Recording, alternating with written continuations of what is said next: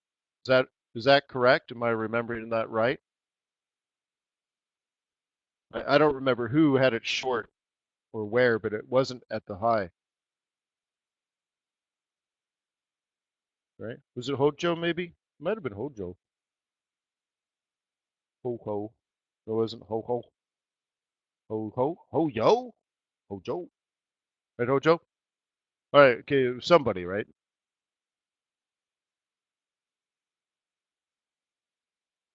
Very nice, or channel, or yeah. I don't remember the exact area because it's hard to look at it now. Maybe it was central or something. I don't remember, but I do remember talking about the double bottom producing a move to the double top, and that the better place to sell was up this area. Remember, the reason the gray area stopped is because we were here, and this was the far right of the chart. So price was way down here. Maybe it was this place. And someone was selling that. I'm like, well, yeah, that might work. But to me, it looks range bound, and the top of the range would be up here. That's how I kind of remember it. Now, was it weekly M3? No. Okay. So let's move on to the next one. Last week, even though price was way down here last week, you identified this area as resistance. Fact. Okay, that's fact. If you were a bear, you would sell it or look for opportunities to sell it there, and your target would be back here, 113. Factual, right? That's what we discussed last week. When we were here, it would most likely go up and then maybe back down, maybe, or breakout. You never know. Okay. If you are now a bear, do you find it interesting that the market is gaps like this?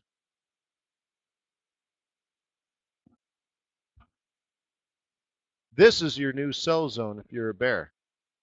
You might have sold it actually on Friday at 115. It's plausible, right? Because it was your trade plan from early in the week, like Monday. And correct me if I'm wrong, this might have actually been a pivot profit zone. Was this the one where we double bottomed at the M1 anyways? I think it is, right? And yes, the yearly pivot point. Yeah. All right, all right. So anyways, so we're just going all the way back. All right, so you could have been a bear here. You could have sold it. Then Sunday opens, or Monday, if you will. And this is actually M3. So now if your trade plan was buy it up here, sell it here, right? What's likely to happen now is you're going to try working this to what target?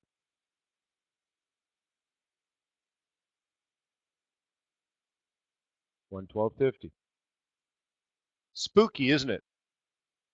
Because that was the target we had last week to sell it at 115 and bring it back down to 1250. The target is actually, if you're going to use the pivot, 1240. I'd still call it 1250. Okay. Are we trending? No. We're range bound. Can this change? Well, what would change this?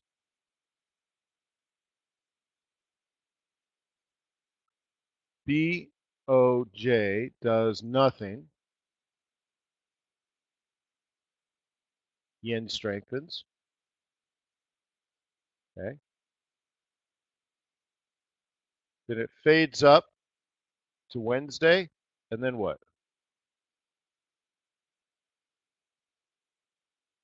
Fed goes neutral. Dollar weakens. It's all about your face. But your face too ugly. Yeah. Yeah. Could happen, right? It's a plausible scenario. But right now it's just range bound technically. Now, if it does this, you need a different plan. If it does this, okay, game on. Okay, so we'll have to wait. But right now, my intuition, my analysis tells me, yeah, not, maybe not, maybe not. Okay, maybe, but maybe not.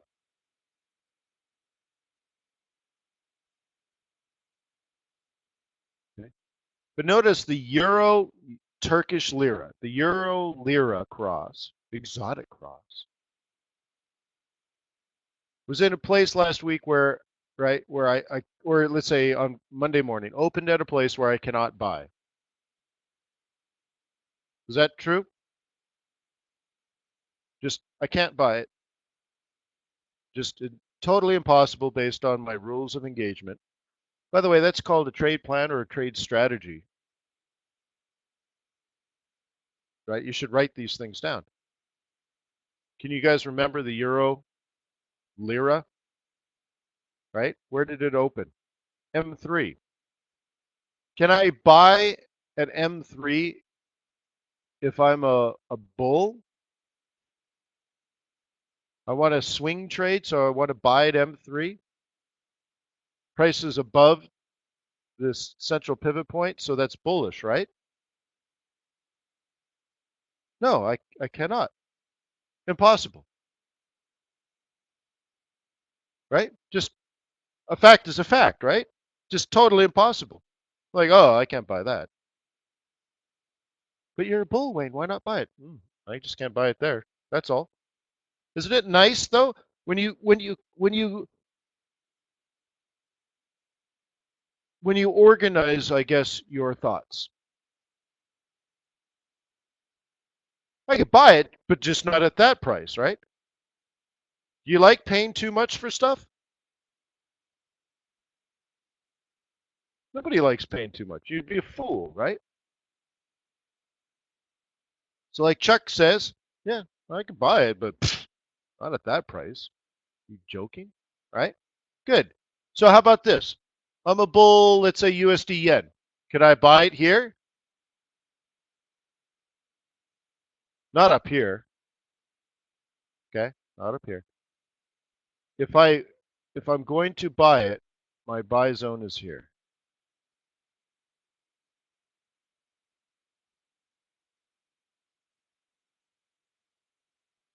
Okay. Which means you already bought it, right? You understand why it behaved this way? Is it plausible somebody knew what they were doing?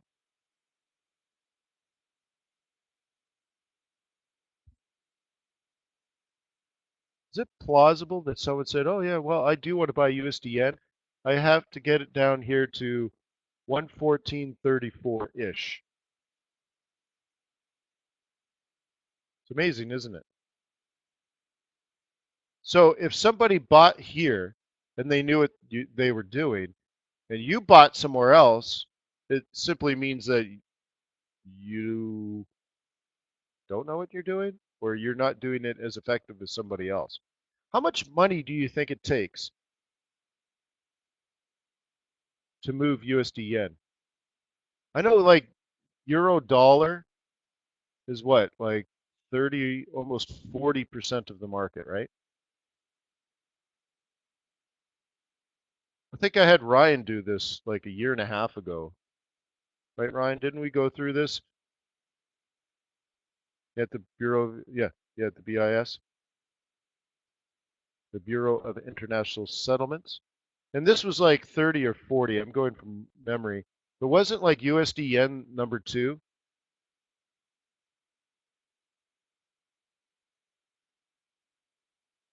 And it was probably like 25% of the entire market or something.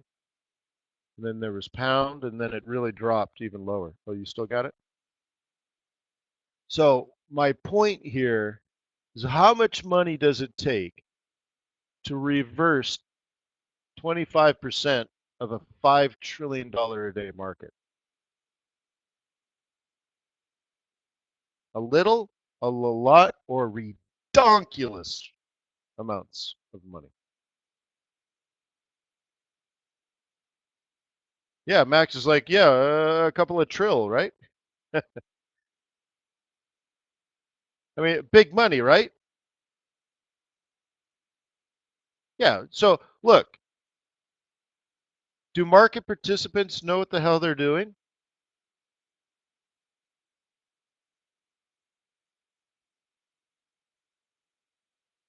I mean, just think of it like, and what, you bought it here? Like, well, what the hell were you thinking? Right? I mean, you use it like almost a judge, right? Like a judge and a jury, like, okay, I get it, you bought it, but why the hell did you buy it up here when everyone else, all the smart money bought it here, and you're like, yeah, I think I'll wait another 4 hours before I get in. Right? I mean, it's funny, right? But it's true. So somebody knows what they're doing, and they may be wrong,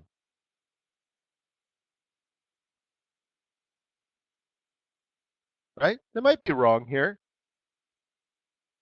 but they traded it correctly, and that's where I want to get you because none of us know if we're right or we're wrong until after the fact, right? But the one thing you can do is do what you're supposed to do. You're a bull, buy it at support, not 4 hours after support, not 27 candles later, right? If you're going to buy it at support, buy it at support. Well, how do you know you want to buy it at support? Because you knew yesterday, you knew last week, you knew last month, you knew last quarter, you knew last year, whatever. You made a decision for crying out loud. That's why. The charts didn't tell you. You already made the decision. Charts only help you get in, right? So you're like, yeah, I want to buy this. Boom, great. Where do you buy it? Right there. And if that don't work, right?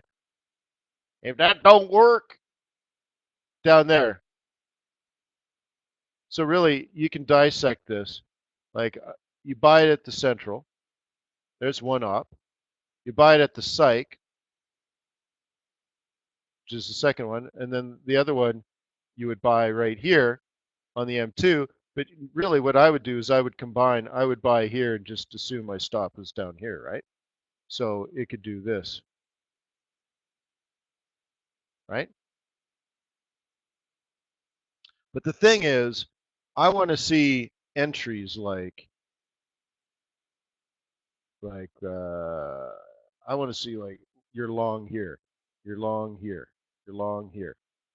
Okay, big difference, right?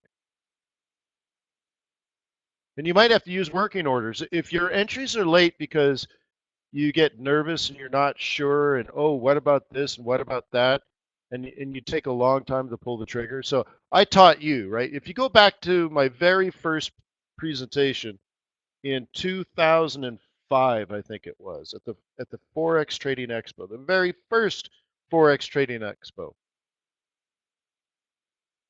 I told people, 5-8 crosses were the big thing. That was my big thing. Okay? So even then, you're going to be a little late, but you could just buy it through a working order or whatnot. But you got to be in close, right? Now, what if you're a bear?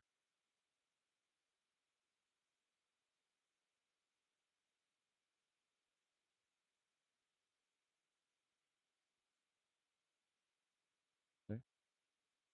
Could you possibly sell it at, let's say, let's make up a number. How about 115? Now, when I say 115, something like 114.94, for example. I like to jam it in there just before 115. And where's my stop? If this is my enter, where's my out?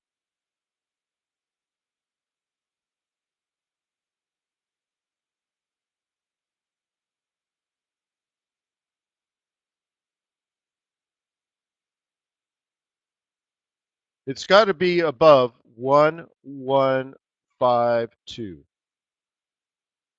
Okay, this is part of my 80-20 rule, right? So so 20, 25. Not 40, not 30, not 50. You guys are way off. Okay?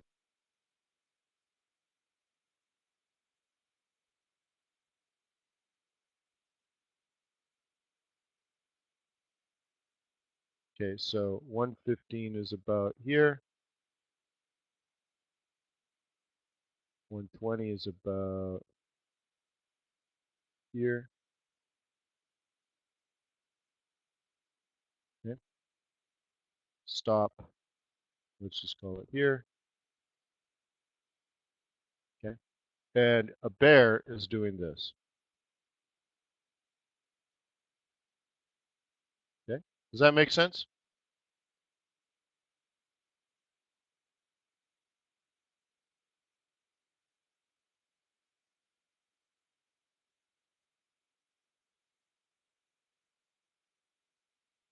Does it?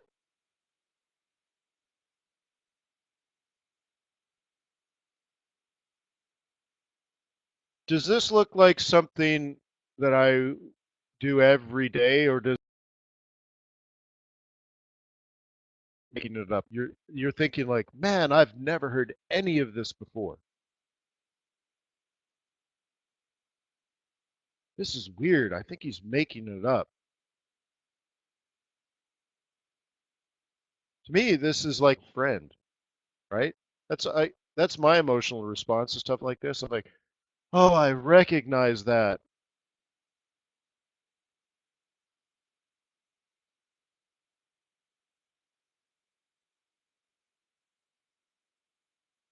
See, 665 to me, Charles, it feels like the middle of nowhere. And I remember talking about this a few months ago, and you probably weren't in the room, but someone did something similar. They bought it at a place like that. And I'm just like, 65? I don't know where they bought it. It was like 35, you know, right? And I'm like, wow, what's that all about? So you want to be near the psych levels, right? And so if you're bearish, you want to get in just before. So let me be let me be particular.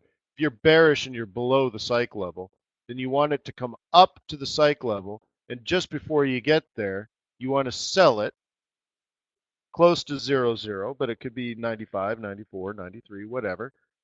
And right, and then the stops are going to be 20. Okay. So to have it up here, 30, 35, whatever, the stop is up here, right? Let me put it this way. Okay. So now if I'm short off of a top, off of a bearish pivot point, okay, off of a psych level, protected by the resistance, protected by the pivot, protected by the psych. I got a lot going for me if I'm already a bear, right? That's the whole thing. I need to capture that. If I'm already a bear, I wanted to sell here last week. This is a follow-on trade. This is trade number 2 we're setting up. And if you were a bull, you would have bought here already. And your worst case scenario is break even. And if you did anything else, you're sort of in nomad's land, right? What happens when you're in nomad's land?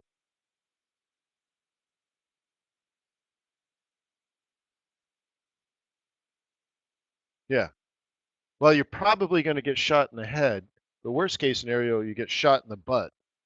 Either way, your chances of being harmed and maimed are pretty good.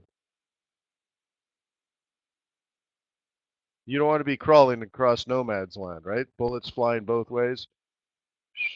That's what's happening here, right? 65 feels like nomad's land, right? You're like, bullets bullets are flying this way, boo boo boo boo boo, and then they're flying this way, boo boo boo, and you're like, oh my god. Keep your head low, right? Keep your head down.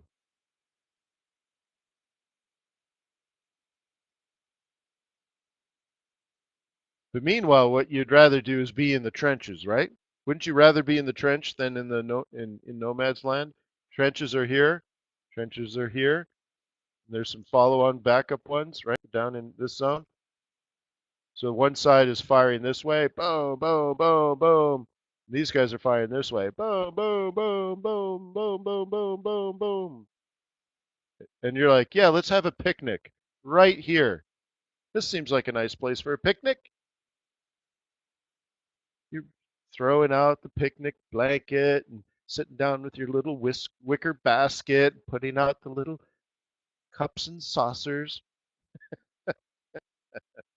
right? Would you please pass the Grey Poupon? Got shot. Yeah.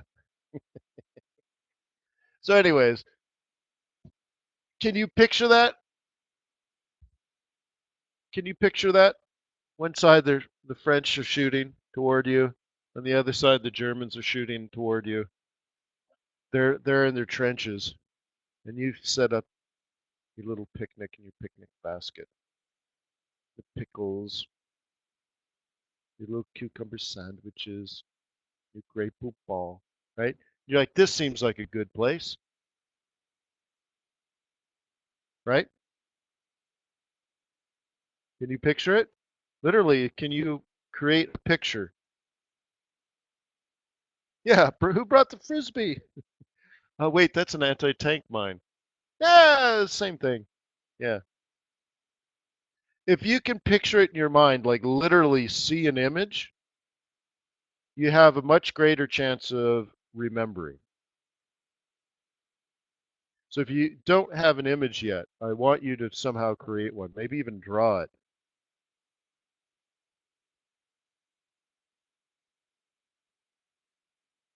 So in my game theory class that I'm taking, there was a case study on German and French warfare in World War One, and it was interesting because they ended up cooperating. Perhaps this is why the war lasted for so long. But it was such a brutal, terrible war where you're stuck in the trenches, firing at the other trenches, that over a course of time, through no sort of formal agreement, all through just behavior, the troops on both sides did not shoot to kill and did not attack supply lines. Isn't that interesting? They decided to cooperate because it was so horrible and the deaths were so high that they, just through playing the game, if you will, learned to cooperate. And do you know what would happen if all of a sudden someone did attack a supply line?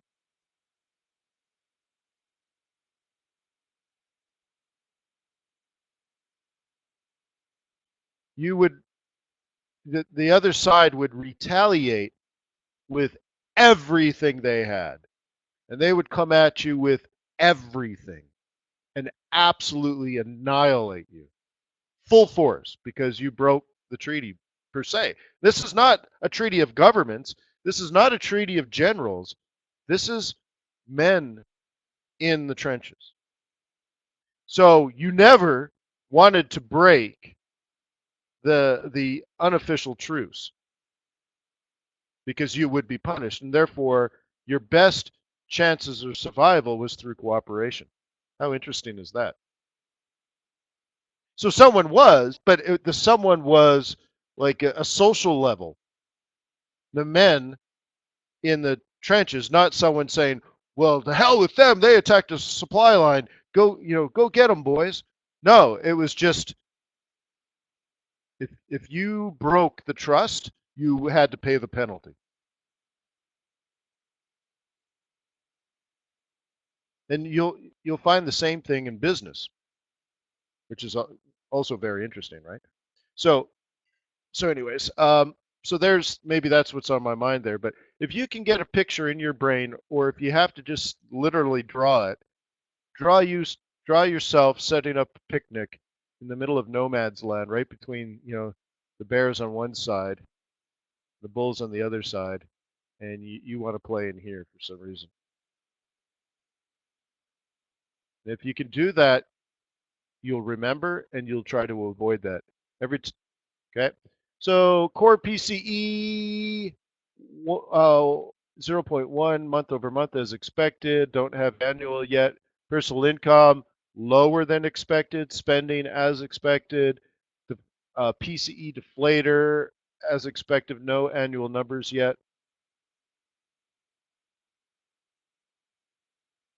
I don't have details yet. So far, it looks basically as expected. Little disappointing on the income, and that is not good. The, the Fed's going to know about this on Wednesday or tomorrow, actually. The 2-day meeting starts tomorrow.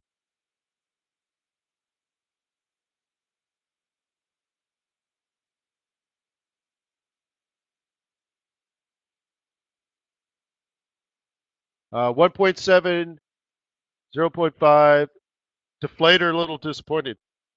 So I'd say a little bit disappointing. PCE last month was revised slightly higher. Generally disappointing, not necessarily pro dollar.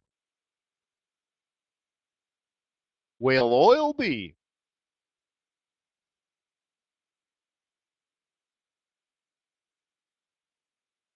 So using the imagery, it's called anchoring, and it's a part of neuro-linguistic programming.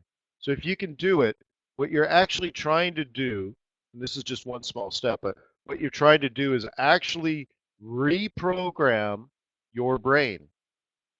What I mean is not like change your attitude, have a positive attitude, and everything will be great.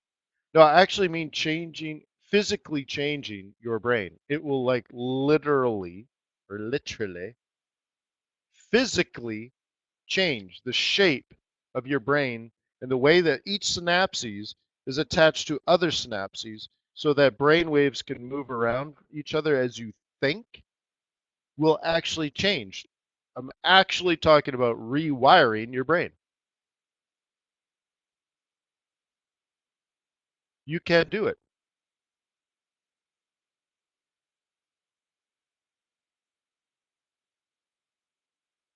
It's much, much, much more difficult than positive attitude because you could be an a-hole, but if you buy it support and sell it resistance, you'll be a rich a-hole. And we all know rich a-holes are plenty.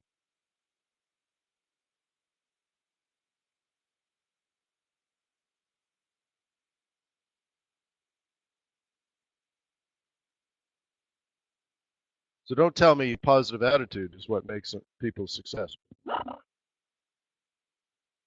I know lots of people with positive attitudes that, I don't know, avoid things and find their sanctuary in avoidance.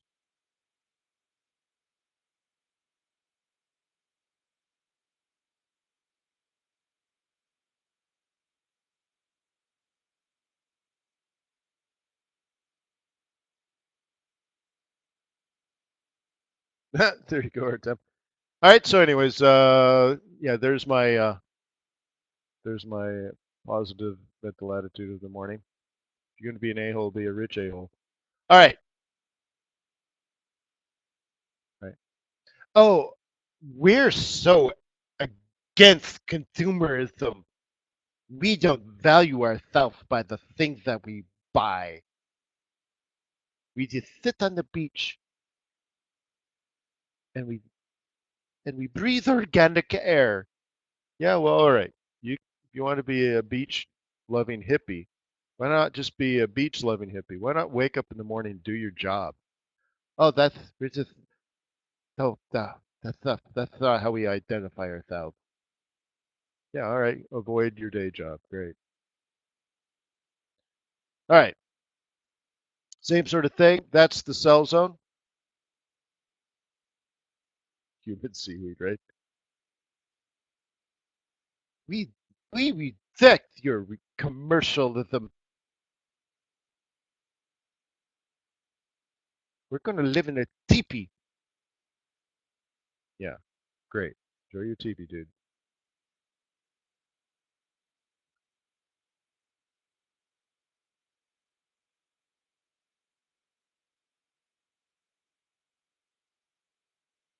Right? If there's a bull left in this market, it's going to be at 86. Okay. My guess, if I had to guess, it's going to do this.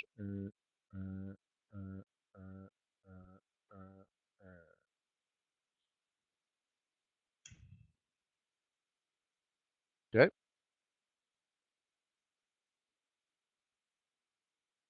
Now, last week we were hoping it would project higher. Okay. If it broke out. Look how precise these things are, guys. Now we're even talking about wicks, not even real bodies.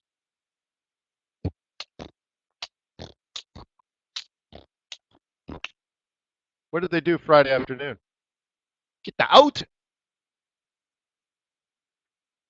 Yeah, Hojo, we can. There's a lot going on in the world, but yeah, peso will still receive 2.5 billion, right?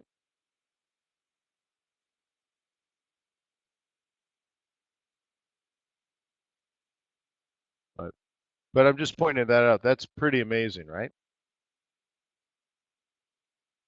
So I'm thinking if it's going to go up, it's going to go up here. What do you think?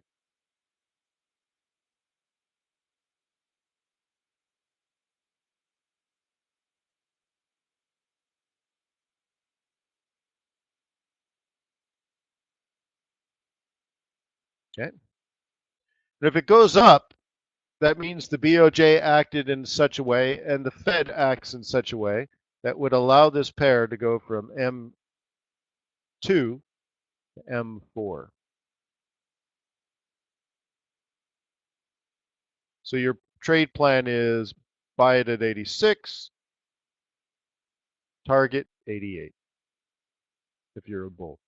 If you're a bear, you're already in this process, and like I said, probably down, probably up, probably down a little bit more, and then probably a little correction, and then back down again. Right? Sell it on a Monday, take profit Thursday or Friday. And how does this feel? Oops. How does this feel on the whole? Good, but slightly uncomfortable? Yeah.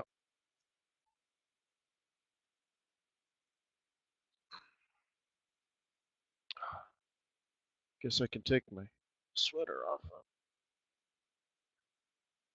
You like my crimson? Oh.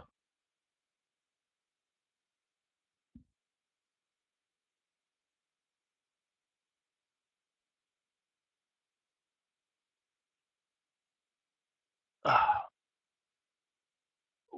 Ah. Ugh. Ah. Yeah, this Forex thing, huh? It's a tough racket.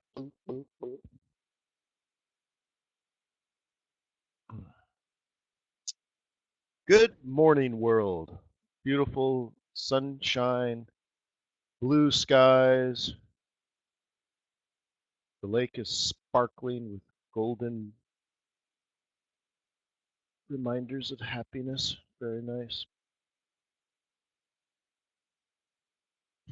Tim. Yeah, yeah. All right. All right, we got one more, right?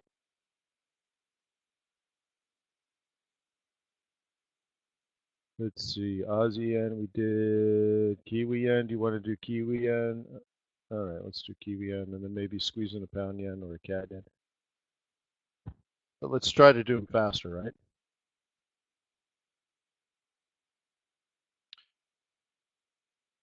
Okay. Oops, that's not what I want.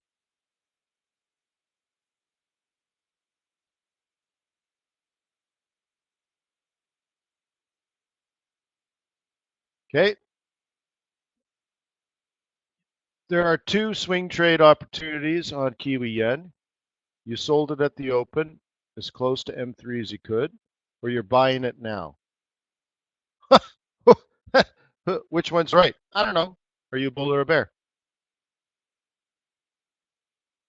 Crazy, huh? I like you. You crazy. Do, do, do, do, do, do, do, do. Okay. You're a bull or a bear. You're one or the other. You're bull, right? You're buying. First opportunity as a bull is here. Second opportunity is here. Okay. You're a bear. You want to be up high.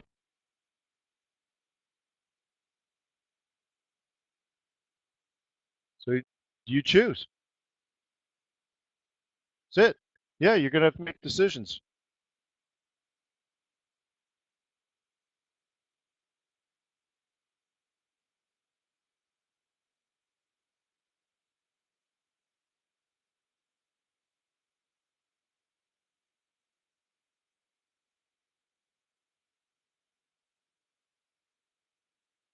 Well,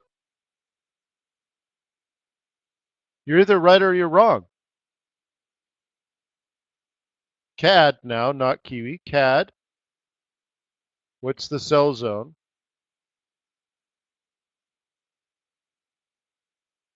M3, the weekly central. We opened at M3. It's very plausible you can dump this. Haven't I taught you to be at your charts right at the open? Right? Isn't that what Uncle Wayne has taught you?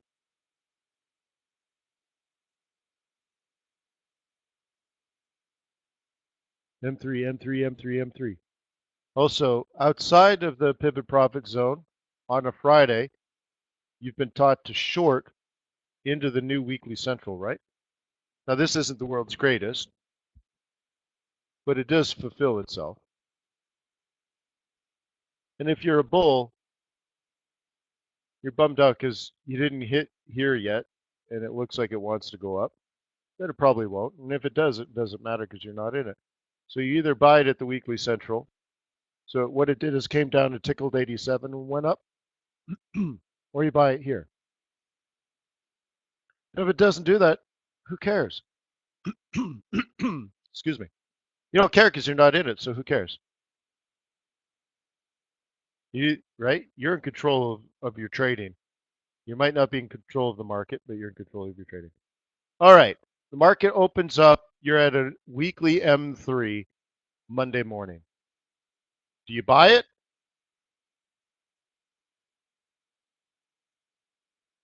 No, absolutely, totally impossible. There is no way, no matter how bullish you are, you cannot buy that.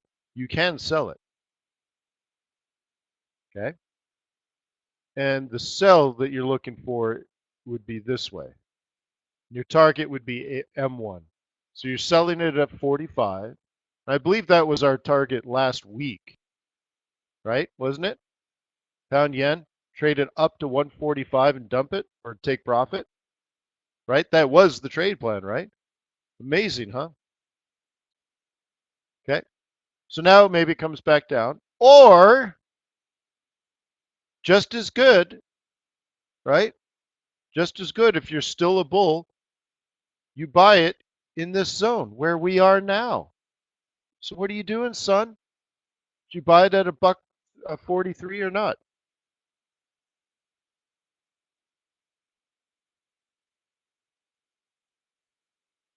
Right?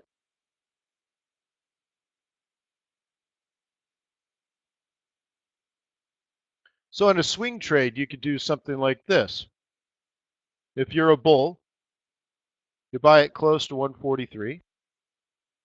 You put a stop on it,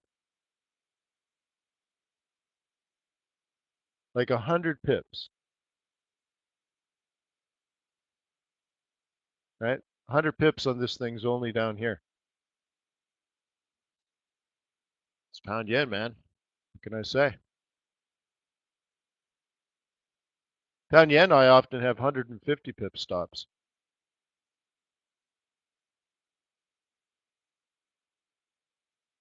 Okay, right? Because you get in this situation, you can buy it here, or you could buy it here, right?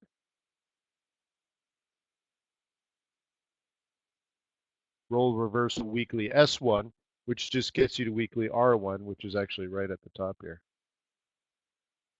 So you better know what you want to do, is all I'm saying. Okay. So the first plan, if you're truly a bull, so you want to buy it in here, right? And there's your weekly M2. There's another trade there if you want. So you can take them as micro trades instead of a swing trade. Like what I tell you is I like to scalp into my swing, which means you use like a 5 minute chart to try to get this trade, or a 5 minute chart to catch off the psych level, or a 5 minute chart to catch off the M3, all of which are basically the same trade, you know. And then if it comes down into here, right? Now, would you have 5 different trades? Probably not. You could take your, let's say, one standard lot and put two micros each, or one micro each, and only have half the lot size here. And you know, there, there's all kinds of things you can do here. Where you make your money as a professional is having decided that it should go up. I was listening to an interview with an old guy that's been on Wall Street since the 50s. And he's like, yeah, there's so many professionals in the stock market now, and they're all good. And there are so many computers that are so fast. He's like, um, it used to be like in the 70s and 80s, maybe even the 90s, your value as a professional investor was, you know, the trading aspect, not necessarily the investment side, the trading side. And now he says, look, you can't be faster, and everybody's smart, so it's like squeezing blood from a stone. He didn't quite say it that way, but he said, so the money is deciding you want to go to Chicago via a highway, right? You want to drive to Chicago from wherever you are. It doesn't matter. Everyone's situation is different. But the money is made by making sure you're not driving toward Miami. You're trying to go to Chicago. You should have a decent strategy to get to Chicago. The ultimately you need to be on the right highway taking you toward Chicago. You could be super fast, you could be flipping trades, you can make, doing this and that, but you're most likely on your way to Miami and not Chicago. And so when you're 70 years old and ready to retire, you might find yourself in the wrong place. That you had the wrong strategy all the time. You were paying some guy big exorbitant fees to do a bunch of things that had nothing to do with your end game. So what I'm saying here is I don't care which one of these trades you make. Buy this one, buy that one, buy that one, buy a combination of them, whatever. To me, it's all one idea. And where you make your money as a professional, and you want to be a professional, even if it's managing your own money, you still want to be a pro. And the value add you have to the market or even to yourself is that you've done the analysis and you say up, or you've done your analysis and you said down. You take a small shot here, managing the risk on a breakout, maybe take that next one, you're in the second one, you know the target's down here, and right, 95% of your value is deciding down off of 145 or up off of this zone. And if you stick to that, you know when you're wrong. You're down here and you're still long, like what's wrong with you? Or you're still selling and it's making higher highs, right? You're like, yeah, I wanted another higher high and then sell. Really? Why? Well, maybe up here, right? Okay, yeah, all right. If you want to sell at 147, I get it, right? But I don't want to sell higher highs, right? So you just like, is it going up or is it going down? If you can't answer that, don't trade. And I don't care about you being wrong, because if you've made the decision, you'll know you're wrong, you'll take a small loss or break even, and you're out. And then your next job is, well, I was a bear here and it didn't happen for me. Now we're, so if we're heading up, my next area is up in here. I'm gonna be very interested around 147. You're that type of trader. Yeah, I want to sell it at 145, but if that fails, I want to sell it at 147. And why would you want to sell it? Oh, well, the Bank of Japan, the Fed, the ECB, blah blah blah blah blah blah blah blah blah blah blah blah. Oh, okay, makes sense. Sounds like you know what you're doing. Cool. Peace on earth. May the pips be with you. May your profits be above average. I'll see you tomorrow. Thank you for being on my team. I really do appreciate you in my life. Like I said, this is the best time of the day. I look forward to it. I take you with me when I'm traveling.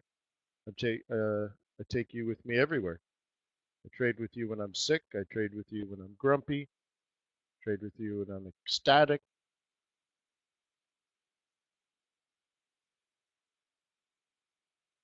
And thank you for the votes. Lots of people emailed me and said that they put in that vote for Forex Speaker of the Year. So I appreciate you doing that survey with FX Street. I think that's really cool.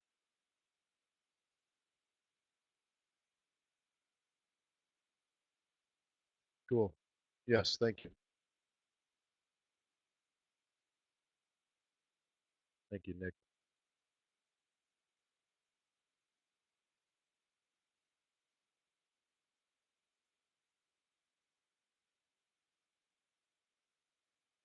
This one? Um,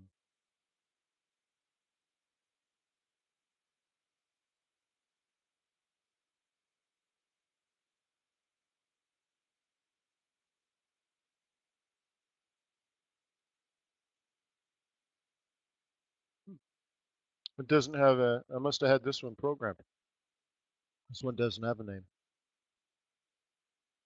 Usually there's another tab that gives you, right? Yeah.